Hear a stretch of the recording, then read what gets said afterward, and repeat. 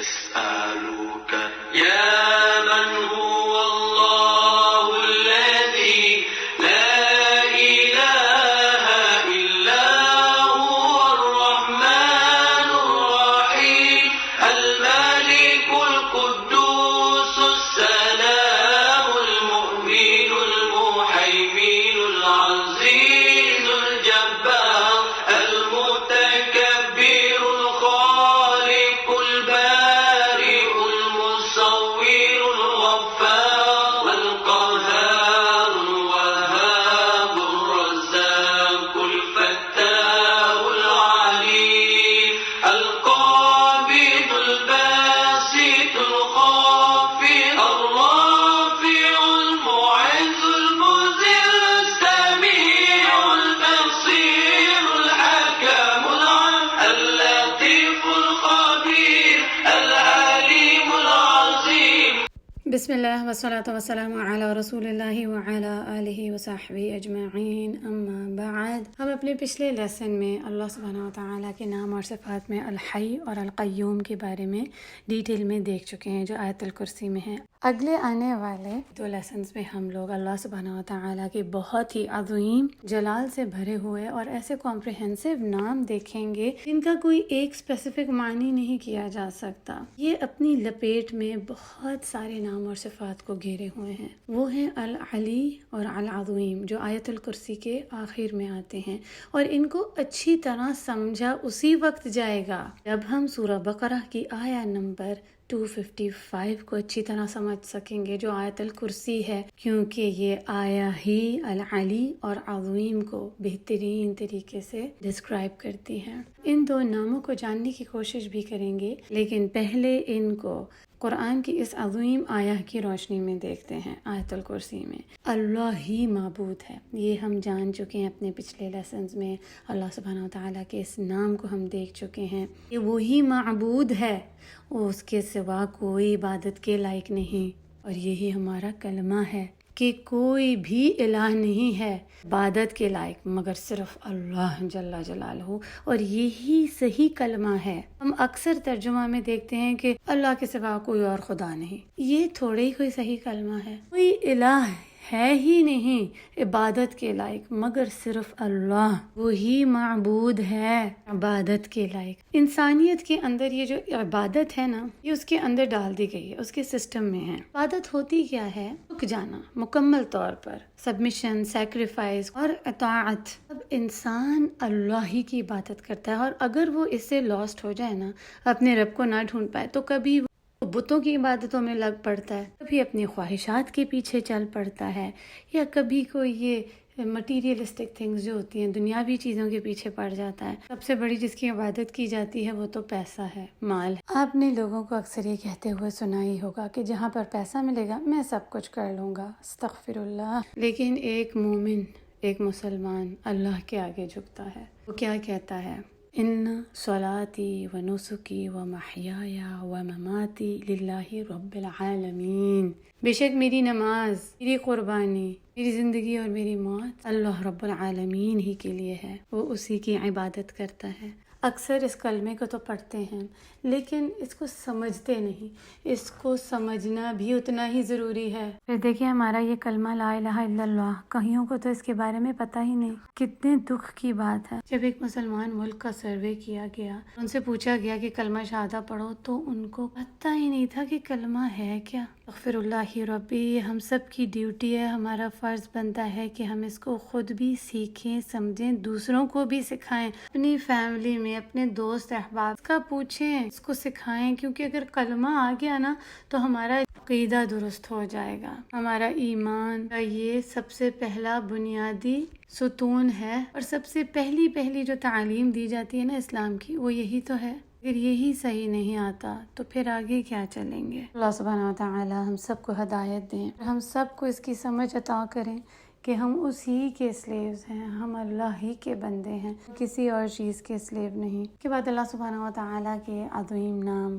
حی القیوم کے بارے میں ہم بہت ڈیٹیل میں پڑھ چکے ہیں کہ وہی ہیں ہمیشہ زندہ رہنے والے ہیں اور قائم رکھنے والے ہیں۔ اللہ سبحانہ وتعالیٰ کی حیات ایسی پرفیکٹ ہے کہ نہ ہی تو کبھی اس کو کوئی تھکن محسوس ہوتی ہے، نہ ہی کوئی اونگ آتی ہے جس کو سنہ کہتے ہیں، اور نہ ہی کوئی نیند کا کبھی کوئی غلبہ آتا ہے۔ وہ تو غنی ہے تمام ضروریات سے، ہی ہے جو حفاظت کرنے والا ہے۔ اس لیے اللہ سبحانہ وتعالیٰ کے ناموں میں سے ایک نام ہے الحفیظ، وہ جو ہماری حفاظت کرتا ہے، ہمارا خیال کرتا ہے، ہماری دیکھ بھال کرتا ہے، گارڈ کرتا ہے، واچ کرتا ہے۔ یہ جو لفظ ہے نا، اس کا روٹ حفظ سے ہے۔ حفظ کا بھی کیا مطلب ہے؟ حفاظت کرنا، کہیں وہ ضائع نہ ہو جائے۔ اور ہم بھی جب قرآن مجید حفظ کرتے ہیں تو یہی تو کرتے ہیں۔ حافظ جو ہوتا ہے وہ قرآن کی ہر وقت حفاظت کرتا ہے۔ اللہ سبحانہ وتعالی حافظ ہیں، جیسا کہ سورہ یوسف کی آیہ نمبر 64 میں آتا ہے۔ یعقوب علیہ السلام نے فرمایا تھا اللہ خیر حافظا وہو ارحم الراحمین، بس وہ اللہ سبحانہ وتعالی ہی کی ذات ہے جو سب سے زیادہ بہترین حفاظت کرنے والے ہیں اور رحم کرنے والوں میں سے سب سے زیادہ رحم والے ہیں۔ ہم ان الفاظ کو یاد کر لیں، اللہ کو اس کے خوبصورت ناموں سے بلائیں، وہ اپنے بندوں کی حفاظت کرنے والا ہے۔ اسی طرح اللہ سبحانہ وتعالیٰ کے ناموں میں سے ایک نام المہیمن ہے، جس کے معنی یہی ہے حفاظت کرنے والے۔ ہر مصیبت، پریشانی، آفت، تکلیف سے وہی گارڈین ہیں، وہی لیڈر ہیں۔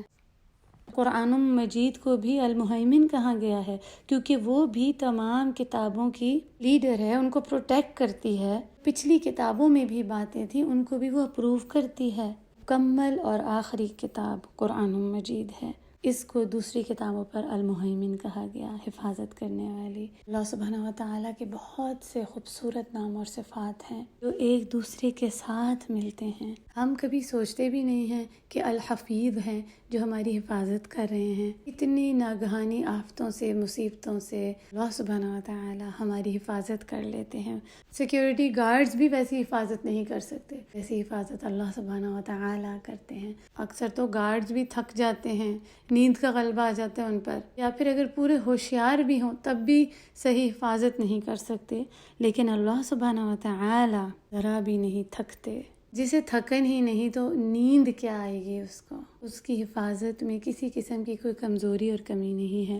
وہ تو آسمانوں اور زمین کی حفاظت کرنے والا ہے، اور جو کچھ بھی اس میں ہے اسی کا ہے، اسی سے بلانگ کرتا ہے۔ لہو ما فی السماوات وما فی الارض، مخلوق اس کے تابع ہے، وہ اپنی تمام مخلوق سے بلند ہے، وہ اعلیٰ ہے، وہی العلی ہے، سب سے زیادہ بلند، سب سے اوپر۔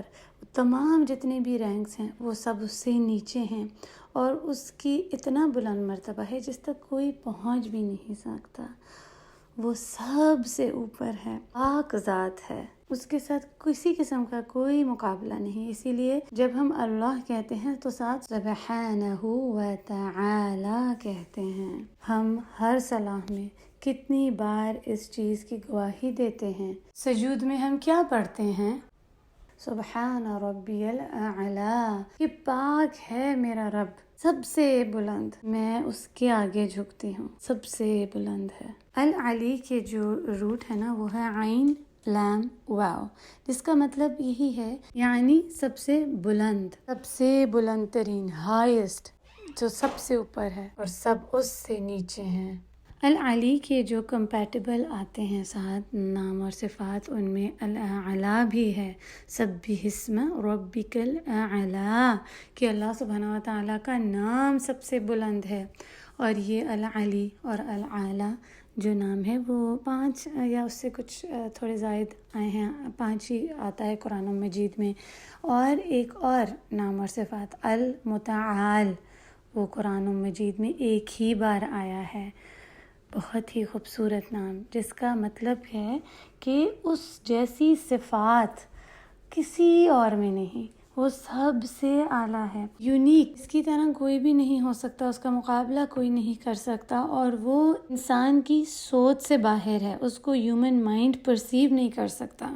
سورہ الرعد میں یہ آتا ہے نام عالم الغیب والشہادۃ الکبیر المتعال، وہی علم رکھنے والا ہے، ظاہر کا بھی باطن کا بھی، وہی سب سے بڑا ہے اور سب سے بلند تر۔ امام غزالی ان نام اور صفات کے بارے میں بتاتے ہیں کہ وہ ہے جس کا جو مرتبہ ہے، رتبہ ہے، وہ سب سے بلند ہے اور کسی کا بھی مرتبہ اس جیسا نہیں ہو سکتا. جتنے بھی تمام مرتبے ہیں، رتبے ہیں، وہ سارے اس سے چھوٹے ہیں، بہت نیچے ہیں، اس لیے کیونکہ وہ سب سے اوپر ہے. اللہ اکبر.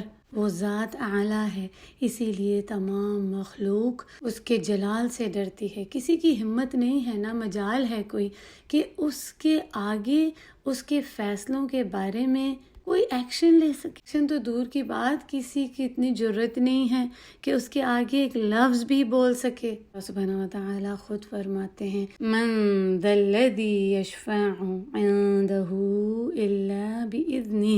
کون ہے جو شفاعت کر سکے اس کی اذن کے بغیر؟ کس کی اتنی ضرورت ہے کہ کوئی اس کی اجازت کے بغیر بول بھی سکے؟ شفاعت سفارش کو کہتے ہیں جو ہم کسی کے بہاف پہ کرتے ہیں، کسی کے لیے، تاکہ اس کو فیور دی جائے. کسی کی ضرورت نہیں کہ اللہ سبحانہ و تعالیٰ کے آگے یہ بھی کہہ سکے. یہاں تک کہ رسول اللہ صلی اللہ علیہ وسلم بھی اللہ سبحانہ و تعالیٰ کے اذن سے ہی سفارش کر سکیں گے. وہ سب سے بڑی شفاعت ہے جسے شفاعت کبریٰ کہتے ہیں. وہ بھی اللہ سبحانہ و تعالیٰ ہی کی اجازت سے کر سکیں گے، جس کو اور جس کے لیے اللہ سبحانہ و تعالیٰ اجازت دیں. العلی العظیم کے آگے کوئی کچھ بھی نہیں بول سکتا. اب ہم اللہ سبحانہ و تعالیٰ کے اس نام العلی کو دیکھیں کہ ہم اس نام اور اس کی صفات سے اپنے اعمال کو کیسے درست کر سکتے ہیں، ہم اپنے اخلاق کو کیسے اعلیٰ بنا سکتے ہیں. سب سے پہلے تو یہ بات سوچیں کہ ہمارے جتنے بھی نیک کام ہیں، جتنی بھی اچھی بات ہے، وہ العلی کے پاس جا کر پہنچتی ہے. اوپر جاتے ہیں ہمارے اعمال، تو ہم اپنے اخلاق اور اپنے اعمال کو اس قابل بنائیں کہ وہ العلی کے پاس حاضر ہوں. اور یہ اسی وقت ہو سکتا ہے کہ ہم جتنی بھی جب چھوٹی موٹی لوگوں کی باتیں ہیں، کسی کی کوئی غلطیاں ہیں، ان کو اگنور کریں، باتوں کو لے کر بیٹھ نہ جائیں.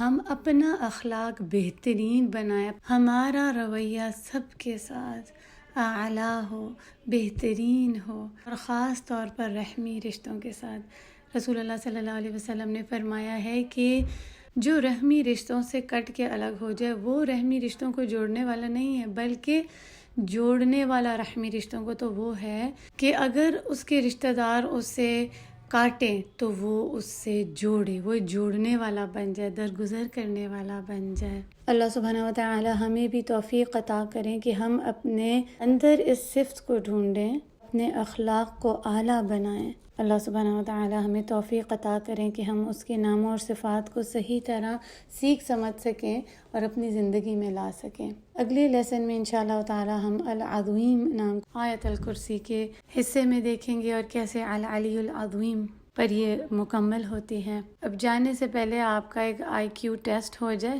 ذرا آپ بتائیں کہ اس لیسن میں اللہ سبحانہ و تعالیٰ کے کون سے نام اور صفات بتائے گئے ہیں اور وہ کتنے ہیں. ان کو لکھیں، ان کو سیکھیں، اس کے مطلب کے ساتھ غور و فکر کریں اور اپنے ارد گرد اپنی زندگی میں ڈھونڈیں، اور یہ جان جائیں کہ سب سے اعلیٰ ذات العلی کی ہے، باقی سب کچھ حقیر ہے، تو اس العلی کے آگے سبمٹ کر دیں. سبحانک اللہم و بحمدک نشہد ان لا الہ الا انت نستغفرک و نتوب الیک. السلام علیکم و رحمۃ اللہ وبرکاتہ.